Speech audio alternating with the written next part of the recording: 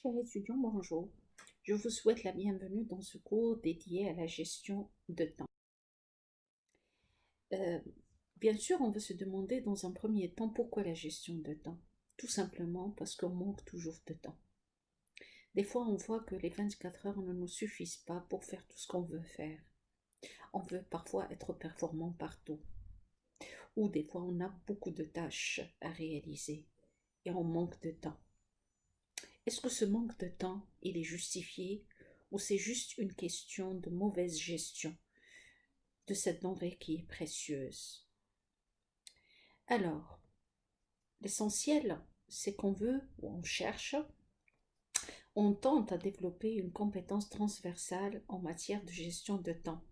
La transversalité se justifie parce que si on sait gérer le temps, ça va être bien aussi bien pour notre travail académique que pour notre vie personnelle, mais aussi pour un module ou pour un autre, comme pour notre réalisation de stage, comme pour notre travail professionnel par la suite. C'est pour ça qu'on parle de compétences transversales. Avant de parler de la gestion de temps, il est important de rappeler un élément essentiel, à savoir les domaines de vie, que nous représentons ici par ce qu'on appelle la roue de vie. Chacun de nous présente plusieurs domaines, c'est-à-dire toutes les composantes qui agrémentent notre environnement. Nous avons tous une famille, presque, d'accord. On a des amis, nous avons une vie académique, c'est-à-dire étant donné la filière que nous suivions, ou bien le stage ou le PFE que nous sommes en train de réaliser en fin d'études, tout dépend de la nature de chaque étudiant. Nous développons aussi des compétences pour atteindre une vie professionnelle. Il y a même des étudiants qui ont déjà commencé leur vie professionnelle s'ils travaillent à temps partiel. Il y a une vie intellectuelle aussi. La vie intellectuelle, parfois, on peut la mélanger avec la vie académique. Certains, non. C'est-à-dire, les études, oui, mais ils ont aussi une autre vie intellectuelle, étant donné les lectures qu'elles font, les clubs de lecture auxquels ils participent, ou les conférences auxquelles ils assistent. Donc, il y a plein de choses à ce niveau-là. La vie spirituelle, il est lié à toutes les pratiques religieuses que nous entamons chaque jour. Euh, Quoique, dans certains cas, et pour certaines personnes, des fois, ils peuvent avoir une vie spirituelle remplie sans avoir une religion bien déterminée. D'accord? Donc, c'est une parenthèse, nous n'allons pas nous attarder ici, mais tout ce qui est en rapport avec Dieu et avec la nature d'une manière générale. Concernant la vie financière, c'est notre gestion du budget et notre gestion de nos biens et de nos moyens financiers. La contribution au monde concerne toutes les activités et les pratiques que nous faisions pour aider les autres ou pour contribuer en tant que citoyens et citoyennes. Bien sûr, il y a certains étudiants qui passent leur vie à aller au cours, assister au cours, puis après revenir chez soi sans avoir aucune activité. D'autres non, ils participent à des associations, ils font du bénévolat, ils font des collectes de fonds, soit pour des orphelins, pour des vieux, donc c'est ce qu'on appelle la contribution au monde. Santé physique, c'est tout ce qui est lié à notre hygiène de vie, nos habitudes alimentaires et nos pratiques sportives. Et la vie sociale, bien sûr, elle est faite de tout ce qui est amis, copains, copines, connaissances avec lesquels nous avons ou nous nouons des relations sociales, amicales ou autres. La vie familiale et l'intimité, donc si on a une famille ou nous fondons une famille ou tout simplement nous avons un partenaire ou une partenaire avec laquelle ou avec laquelle nous pensons c'est-à-dire fonder une famille par la suite. Voilà, donc c'est les domaines de vie. C'est tout ce qu'il y a de plus simple, mais le problème, il réside dans l'équilibre, dans le déséquilibre lié à ces domaines de vie. Des fois, il y a certaines personnes qui n'ont pas un certain équilibre. Donc, ils privilégient des domaines par rapport à d'autres ou ils accordent plus de temps à un domaine plus qu'à un autre, ce qui crée un déséquilibre et il peut avoir des effets négatifs euh, sur le bien-être général. Voilà, donc certains étudiants, parfois, ils accordent beaucoup de temps à la vie sociale, d'accord? Et ils oublient qu'ils ont un travail académique à faire ou des cours à réviser ou des cours à y assister, etc., etc. Donc c'est à partir de ce principe que nous allons commencer à parler de la relation du travail académique avec les domaines de vie. Donc il faut situer le travail académique par rapport à ces domaines. Quelle est la place qu'il occupe chez vous? C'est-à-dire, est-ce que c'est important? Est-ce que c'est une priorité? Est-ce que vous le liez à une vie professionnelle où vous étudiez parce qu'on vous oblige d'étudier? C'est-à-dire, vous avez des amis. Est-ce que ces amis, ils partagent avec vous la même vision du travail académique ou ils sont tout à fait le contraire? Est-ce qu'ils vous influencent? Est-ce que vous les influencez négativement, positivement? Donc, ce sont des questions que l'on se pose et l'essentiel, c'est qu'il faut situer vos études, votre travail académique, votre parcours, il faut les situer par rapport au domaine de vie. Bref, il faut se poser des questions très très simples pour vous économiser le temps.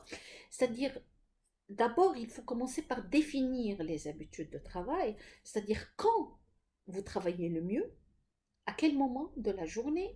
Est-ce que vous travaillez mieux le matin ou l'après-midi ou la fin de soirée ou le soir carrément? Avec qui est-ce que vous travaillez mieux? Avec des amis? Vous travaillez mieux seul? Vous travaillez mieux avec des connaissances que vous connaissez pour la première fois? Combien de temps il vous faut pour faire un travail de qualité? D'accord? Est-ce qu'il vous faut beaucoup de temps, moins de temps? Et où? Est-ce que vous préférez travailler chez soi, entouré de sa famille? Est-ce que vous préférez vous isoler? Est-ce que vous préférez travailler à la maison ou à la bibliothèque? Donc, ce sont des questions que parfois ils ne concernent que la vie estudiantine, mais des fois il faut la lier aussi avec nos autres domaines de vie pour pouvoir donner la place primordiale euh, euh, à la pratique académique.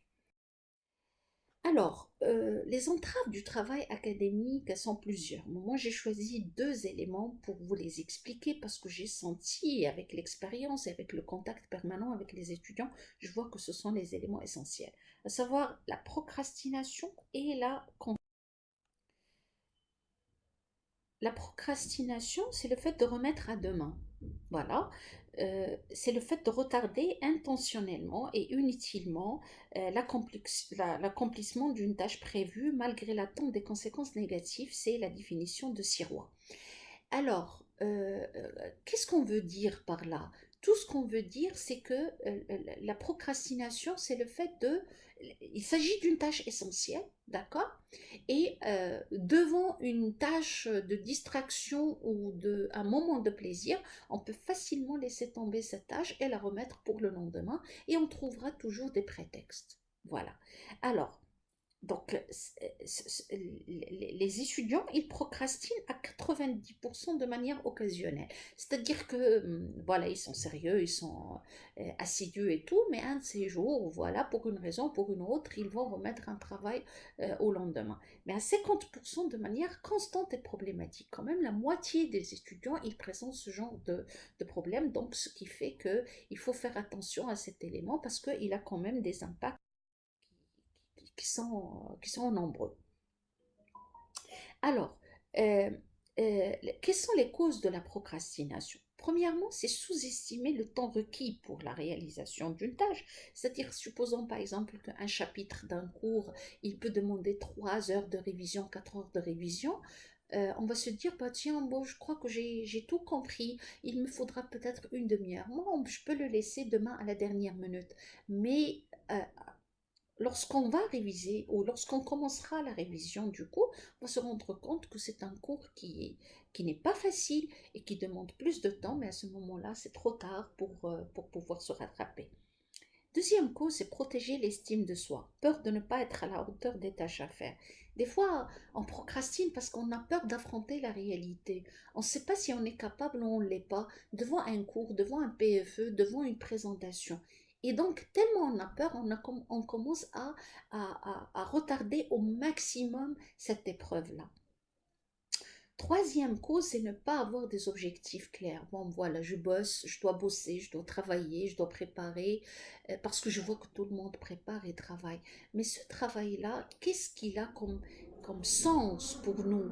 Est-ce que je le mets, c'est-à-dire cette révision pour cet examen ou ces examens, cette session ou ces sessions, ce semestre ou ces semestres?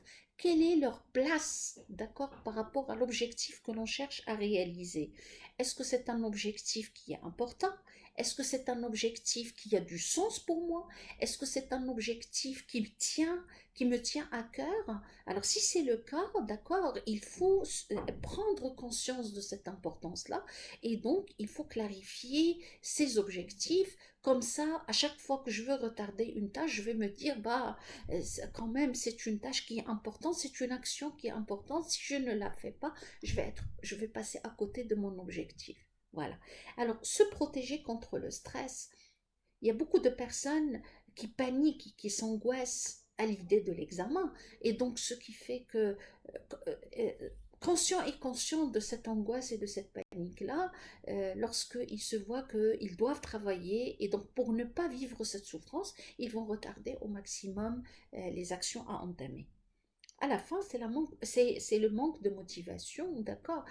Généralement, euh, on voit que c'est corvéable, d'accord, les examens ou la préparation, la révision ou la résolution de problèmes. Et, rien ne motive. Peut-être parfois les cours passent d'une manière monotone, la façon avec laquelle on révise aussi, elle est monotone, l'ambiance générale à la maison, elle est monotone, donc ça crée une démotivation chez l'étudiant. Alors, euh, impact de la procrastination, d'abord c'est une baisse de performance qui est claire parce qu'on retarde, on retarde, on retarde, à la fin on fait le travail à la dernière minute, automatiquement on va se trouver avec une qualité qui laisse à désirer. Plus de stress parce qu'on retarde plusieurs tâches qui coïncident avec d'autres tâches qui sont retardées, donc on va se trouver avec une multitude d'actions à entamer dans peu de temps. C'est ce qui explique facilement le degré de stress qui augmente. Et à la fin, plus de conflits. Alors, conflit, on est irrité parce qu'on veut faire beaucoup de choses, on commence à chercher des boucs émissaires, d'accord, c'est toi qui ne m'as pas remis le travail à temps, l'autre fois je voulais travailler à la bibliothèque, elle était fermée, donc on commence à chercher des petits problèmes avec tout le monde. Euh, Alors, comme solution, il est préférable de focaliser sur des objectifs clairs, comme je l'ai dit, c'est-à-dire qu'est-ce que je veux réaliser, comment je vais me débrouiller. Lister les tâches à accomplir pour qu'on ne reste pas perdu entre ce qu'on doit faire et ce qu'on ne doit pas faire. Donc, il faut vraiment avoir devant soi la liste des tâches, consacrer un créneau par semaine et à ne pas le changer, d'accord, en respectant ce qu'on a dit, c'est-à-dire quel est le moment idéal pour le travail, énumérer les inconvénients et les avantages à chaque fois que la tentation de tout lâcher devient plus grande. Donc c'est important de comprendre à un certain moment, il faut se dire, d'accord, je vais retarder, mais si je retarde, qu'est-ce qui va se passer? Peut-être lorsque je vais être devant les effets négatifs, ça va me permettre peut-être, je dis bien peut-être, de prendre son courage entre deux mains et se dire, tiens, voilà, je vais me lancer dans le travail. La concentration, c'est la faculté qui facilite la compréhension et la mise en mémoire des informations reçues, ce qui est normal. Alors, c'est-à-dire que je dois converger tout l'ensemble de mes compétences intellectuelles vers la réalisation d'un objectif bien déterminé, ce qui n'est pas facile à chaque fois. Alors, comment se concentrer davantage? Donc, c'est d'abord dédier un endroit et un temps précis aux études. Il ne faut pas le changer à chaque fois. C'est pour habituer le cerveau à cette tâche-là et à cet accomplissement-là. Et comme ça, il va prendre les mesures nécessaires pour s'y adapter. Se réchauffer l'esprit avant d'entamer une activité mentale, par exemple faire de la méditation ou de la respiration profonde pour permettre au cerveau de focaliser sur ce qu'on veut faire. Diviser la tâche à accomplir en plusieurs sous-tâches. Si la tâche elle s'avère grande et rebutante, il vaut mieux la diviser en sous-tâches. Comme ça, on voit facilement le bout et la fin, d'accord? Et ça va nous permettre d'avoir des pauses à chaque fois. Voilà. Lorsqu'on a une autre mesure, c'est que lorsqu'on a une tâche ou une notion à comprendre ou un problème à comprendre, euh, des fois on ne comprend pas et on s'entête, on reste, on persévère pour pouvoir le comprendre, c'est bien. Mais à un certain moment, il faut arrêter, soit il faut demander de l'aide, ou soit il faut aller faire autre chose pour s'oxygéner le cerveau, pour revenir à cette activité, peut-être que ça va faciliter mieux la compréhension. Et bien sûr, il faut être en forme. Voilà, c'est important de bien manger, de bien dormir, de faire de temps en temps des marches pour libérer le cerveau, etc., etc. Alors, comment gérer alors efficacement son travail? Avant de ça, d'entamer cet élément-là, laissez-moi vous parler de la matrice d'Eisenhower, que certains ils appellent communément le NINE. NINE, c'est-à-dire non important, non urgent. Alors, la matrice d'Eisenhower, il partage les tâches que l'on a à faire en 4 options. Le cadran numéro 1, il parle des tâches importantes et urgentes, c'est-à-dire ce sont des tâches que l'on doit faire maintenant et c'est pas juste qu'on doit les faire pour les faire, mais elles sont importantes pour nous. Par exemple, assister à un examen, il est important et il est urgent. Je peux pas retarder l'examen parce qu'il y a une date fixe. Assister au cours, par exemple, respecter les échéances de la remise des travaux, travaux de fin de session, des TD, des PFE, ainsi de suite. Tâches non urgentes, donc le cadran de tâches non urgentes mais importantes, c'est-à-dire elles sont très très importantes mais ils n'urgent pas. On n'est pas obligé de les faire dans les heures à venir. Donc on peut les planifier. On peut les planifier et les programmer à condition de ne pas tomber dans le piège de la procrastination. Donc je sais à quel moment je vais travailler. Par exemple, j'ai un PFE, j'ai 6 mois, je dois planifier quand est-ce que je dois remettre le plan, quand est-ce que je dois remettre le chapitre 1, le chapitre 2, le chapitre 3, quand est-ce que je dois faire la synthèse générale, etc., etc. Donc ce sont des choses importantes, mais c'est à planifier, à programmer dans le temps. Cadran 3, ce sont des tâches urgentes mais moins importantes. Donc oui, c'est urge, mais elles ne sont pas vraiment très importantes pour le projet intellectuel que j'ai à entamer.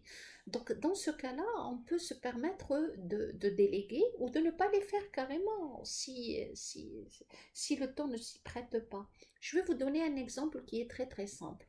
Par exemple, il y a certaines tâches, par exemple, comme faire le ménage, c'est-à-dire aller faire les courses, comme ce genre de choses. Oui, c'est urgent, mais c'est pas important pour le travail intellectuel. Donc, si je trouve une amie qui va sortir et qui va aller faire ses courses, je pourrais lui demander de me ramener ce dont j'ai besoin. Donc, je vais lui donner l'argent et elle va le faire à ma place, c'est ce qu'on appelle le faire faire.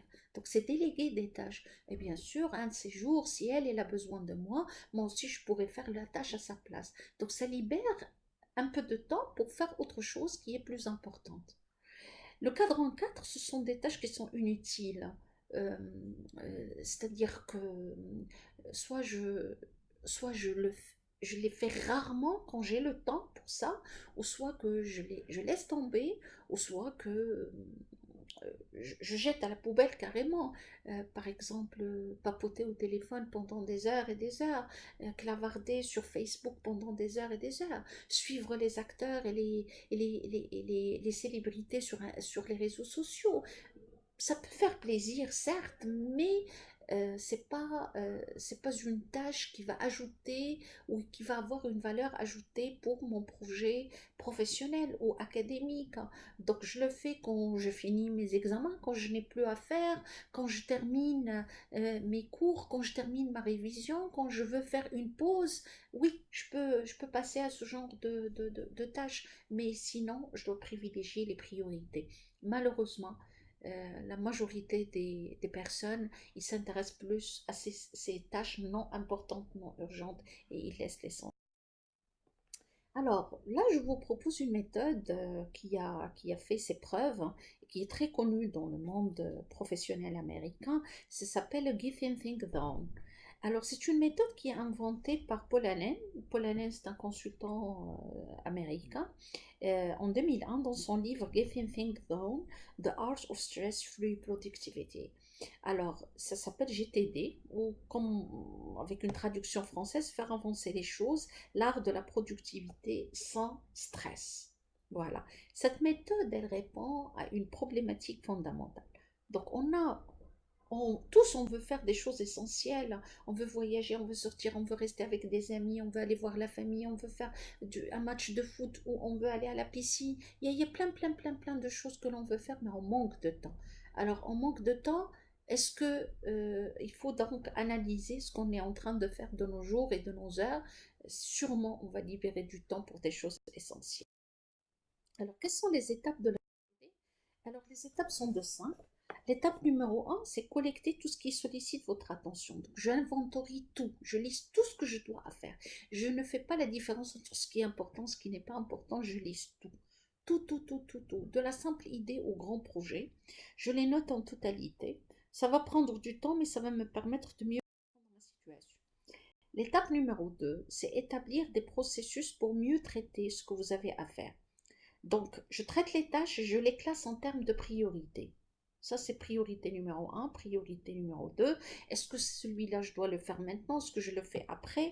Alors, une fois que vous avez identifié les actions, il faut répondre à la question suivante. Cela prendra-t-il moins de 2 minutes? Si ce sont des tâches que je peux faire vite fait, je vais les classer, hein, répondre à un mail, envoyer un message à mon directeur de recherche ou mon encadrant, poser une question sur un sujet et l'envoyer sur le groupe WhatsApp, ce genre de trucs. Si je peux le faire, allez-y, faites-le. Mais par la suite, si ça ne demande pas, donc le faire si la réponse à cette question est oui. Sinon, donc soit je délègue, soit je diffère. Déléguer, ça veut dire chercher s'il y a quelqu'un qui pourrait faire la tâche à ma place. Si je dois faire la tâche moi-même, à ce moment-là, je dois programmer. D'accord? Donc, une action, elle suppose plusieurs sous-actions. Donc, j'ai combien de temps? J'ai 3 jours, j'ai 4 jours, j'ai une semaine, j'ai un mois. Alors, je vais programmer en fonction de la durée qui m'est attribuée. Voilà. L'étape 3, c'est s'organiser, hein. S'organiser dans le sens d'évaluer les tâches que l'on a à faire. Est-ce que toutes les tâches sont importantes pour nous? C'est-à-dire, j'ai démêlé ce qui est urgent de ce qui est important, d'accord? Je les ai classés, mais par la suite, il faut se poser la question, est-ce que toutes les tâches sont à faire? Il y a des tâches qui ne demandent aucun effort de nous. Peut-être c'est juste un rappel d'une personne. J'ai fait ma partie du PFE, je suis binôme avec une autre personne, je ne veux pas faire le travail à sa place. C'est juste lui rappeler qu'elle doit me remettre sa partie avant la date X ou la date Y. Faites attention parce qu'il y a beaucoup de personnes qui tombent dans ce piège quand ils voient qu'ils ne vont pas respecter les échéances, ils font le travail à la place des autres. Ça, d'un élément. Un autre élément, c'est le fait c'est-à-dire, il y a certaines tâches qui exigent de nous de prendre une décision. Des fois, il faut les jeter carrément parce qu'ils n'ont aucun impact sur notre projet. Deuxièmement, il faut savoir dire non. Lorsque à chaque fois on me demande de faire des choses, est-ce que vous pouvez m'expliquer tel exercice? Est-ce que vous pouvez m'aider à rédiger telle partie? Est-ce que vous pouvez m'aider à comprendre? Si vous avez le temps, il n'y a aucun problème, c'est bien d'être serviable. Mais si vous voyez que cette action, ce geste-là, il va empiéter négativement sur le déroulement du vôtre, il vaut mieux dire non. L'étape numéro 4, c'est revoir les actions. C'est-à-dire à chaque fois, il faut revoir les actions que vous avez entamées pour pouvoir les reclasser par rapport aux imprévus, parce qu'il y a toujours des nouvelles tâches qui s'ajoutent, et donc ça demande de se réorganiser, de se réajuster en fonction de ces imprévus. L'étape numéro 5, c'est agir selon vos options choisies. Donc toujours disposer de votre... D'accord? Et à chaque fois, il faut prendre la décision. Ça, c'est prioritaire. Ça, je pourrais le déléguer sans tomber dans le piège de la procrastination. Voilà. Alors, quelques conseils qu'on vous suggère pour le travail académique. D'accord? Il est préférable de consacrer 3 à 6 heures d'études pour 3 heures de cours chaque semaine. Essayez de toujours faire des tâches les plus exigeantes, pardon, en premier, c'est-à-dire les plus rebutantes, celles que vous n'aimez pas le plus, faites-les en premier pour que les tâches qui vous font plaisir, ils restent en dernier. Donc toujours le principe, c'est qu'après l'effort, le réconfort. Déterminez des moments fixes dans la semaine pour l'étude de chacun de vos cours et respectez-les. Il faut avoir des moments fixes. C'est pas à n'importe quel moment vous pouvez travailler, mais si vous ajoutez autre chose, c'est bien. Mais l'essentiel, c'est que 2 heures, par exemple, vous avez à consacrer 2 heures ou 1 heure et demie ou je sais pas par jour pour vos études. Il faut qu'elles soient à un temps fixe que vous ne devez pas changer à chaque fois. Et à la fin, il faut réviser l'échéancier et prévoyer les ajustements comme on vient de le dire. Il faut toujours revoir votre agenda. Voilà. C'est quelques références qui, si vous voulez bien sûr approfondir vos notions.